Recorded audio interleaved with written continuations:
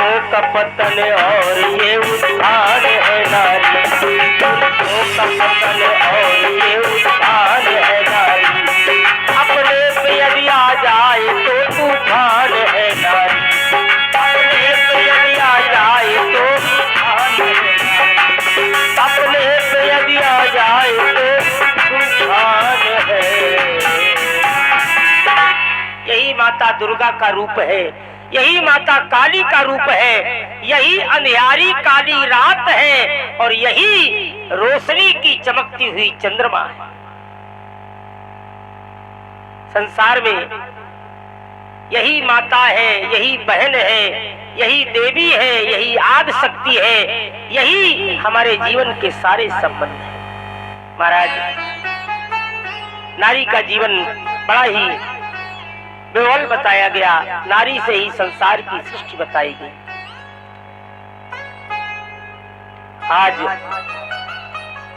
सारी देवियों ने कहा, हे देव प्रभु, स्त्री का घर पिता का, और पिता के घर से निकलती है तो उसका घर पति का, तीसरे घर में बेटी का कोई सम्मान नहीं। तीसरे घर में जाएगी तो महाराज समाज के लोग उसके ऊपर उंगली उठाएंगे। बिल्कुल निश्चित बात मान लीजिए, पिता के घर से डोली निकलती है और पति के घर से अर्थी निकलती है। ये माता का जीवन है, ये स्त्री का जीवन है, ये नारी का जीवन है। भगवान ने कहा, भाई मैंने तुम्हें मुक्त करा दिया भौमासुर से, अब तुम लोग अपने अपने घर जा सकती हो। कहा, महाराज अब घर तो जा नहीं सकते, लेकिन एक उपाय है। क्या? कहा कि अब हम सब लोग समुद्र में कूद कर अपने प्राणों की आहुति दे सकते हैं। हमारा जीवन केवल मृत्यु की ओर है, या तो आप अपनी ओर हमें ले चले, भगवान के हाथों में चरणों में हमारा वास हो, या फिर मृत्यु के हाथों से हमारा जीवन समाप्त हो। सभी देवियों के ऐसे प्रेम को देख करके भगवान ने सभी लोगों के साथ विवाह किया। 16,100 और 8 भगवान के 16,108 विवाह। अब आप लोग समझ लो, अगर एक आदमी 2 ब्याह कर ले तो समझ लो घर में कितनी कलह होगी कि नहीं। और भगवान ने 16,108 विवाह की, लेकिन महाराज आज तक कलह नहीं, सब लोग प्रेम से रह रहे हैं। कारण क्या था? भगवान 16,108 रूप बना करके प्रत्येक पत्नी के साथ रहते थे, प्रत्येक पत्नी के साथ। एक बार नारद जी परीक्षा लेने के लिए पहुंचे। नारद जी ने कहा, भैया एक विवाह में तो मुश्किल पड़ी है, समाज में एक ब्याह में तो आदमी रो रो दे रहा है, तो हो गई, कहूं धोखे में तो दौड़ो आफत है, और इनके 16,108 कैसे निर्वाह हो रहा है। तो नारद जी गए तो महाराज जैसे ही भवन में अंदर घुसे तो देखा सबका अलग अलग कमरा है, और भगवान नारद जी जैसे ही कमरे में प्रवेश किया तो महाराज भगवान किसी के साथ बैठ करके हंसी ठिठोली कर रहे हैं, किसी के हाथ से भोजन कर रहे हैं, किसी के हाथ से स्नान कर रहे हैं, किसी के हाथ से पूजा करवा रहे हैं, किसी के यहाँ बैठ करके प्रेम स्नेह की बातें कर रहे हैं। नारद जी भौचक्के होकर रहे।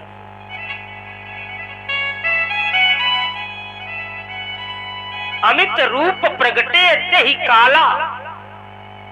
भगवान का रूप कैसा है? भगवान अमित रूप है, एक रूप नहीं है। मित्रों, हम लोग जितने लोग बैठे हैं ये सब भगवान के ही रूप हैं, बस अपने आप को पहचान नहीं पा रहे हैं। और क्यों नहीं पहचान पा रहे हैं? उसका कारण ये है कि हम लोग भगवान के रूप जरूर है, लेकिन बदमाशी नहीं छूट रही है। हम लोगों में झूठ, प्रपंच, अन्याय, अनीत, अधर्म, पाप, अज्ञान ये सब भरा हुआ है।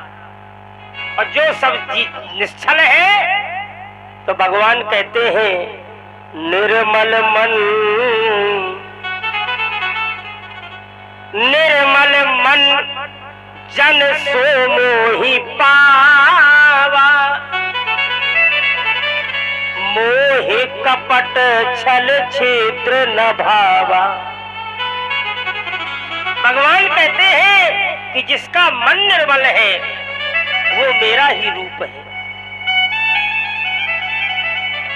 निर्विषया मनः, गीता में भगवान कहते हैं योगाक्षेम हम निर्विषया मनः मम रूपेण भक्तो जनः। निर्विषया मनः, जो विषयों से अपने मन को दूर किए हैं, छल प्रपंच कपट से अपने को दूर किए हैं, वो कोई और नहीं, वो सब मेरे ही रूप में। जितने लोग हैं सब भगवान के रूप हैं, लेकिन छल इतना भरा है। हमने तुमसे कहा हमारी सुनोगे, आओ भैया अभी आ रहे हैं, और कहो फिर दिखाई न पड़े 3 दिन। यहाँ लोग आकर के प्रेम की कीमत नहीं समझ पा रहे हैं। महाराज, यहाँ रहकर के लोग स्नेह नहीं जानते हैं, यहाँ रहकर के लोग भक्ति नहीं जानते हैं, श्रद्धा नहीं जानते, आस्था नहीं जानते। अब तो झूठा प्रेम, झूठी प्रीत, झूठा नेह, झूठा स्नेह, ये सब संसार का नियम, छल प्रपंच कपट। भगवान कहते हैं ये सब हमें अच्छा नहीं लगता है। निर्मल मन जन सो मोहि पावा, मोहि कपट छल छिद्र न भावा।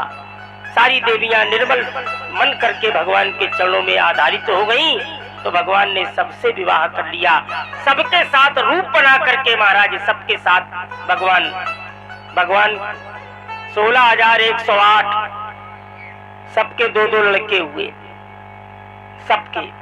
अब जोड़ लो आप, 16,108 गुणे 2,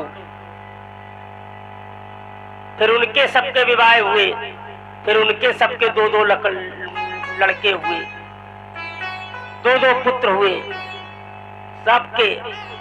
महाराज, असंख्य परिवार, अद्वैत परिवार, सब जगह यदुवंशियों का ही परिवार ही परिवार।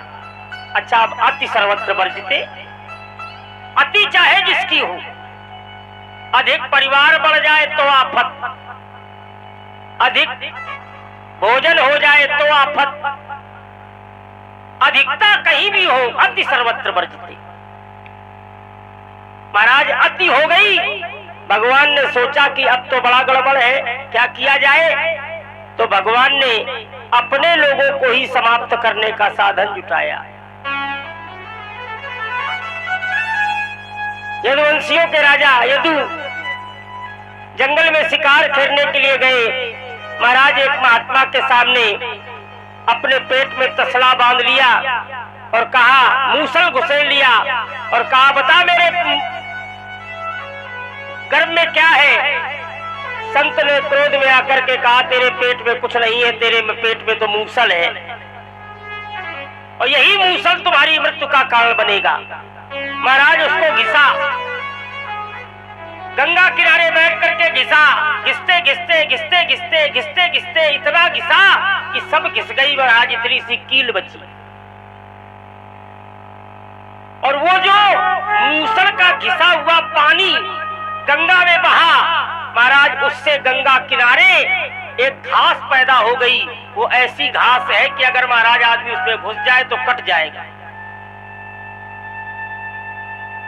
गंगा घास कहते हैं हमारे यहाँ उसको, भी यहाँ जो कुछ कहा जाता हो, वो गंगा में होती है, बिल्कुल तलवार की तरह होती है, इतनी पैनी। वो घास पैदा हो गई, एक इतनी बड़ी कील बची, तो वो फेंक दी गंगा जी में। आगे मछली ने उसे खा लिया, आगे एक मछुआरा ने उसे मछली को पकड़ा, तो महाराज उसका पेट फाड़ा तो वो कील निकल आई, तो पहेलिया ने उसे अपने बाण में लगा लिया। महाराज, आपस में यदुवंशियों में झगड़ा हुआ, तो वही गंगा किनारे की वो घास उखाड़ उखाड़ के एक दूसरे को मारी। महाराज, सब मर गए। भगवान कृष्ण थे यदुवंशी, अंत में बहेलिया ने भगवान के पद में वही कील महाराज मार दी तो भगवान कृष्ण का भी अंत हुआ।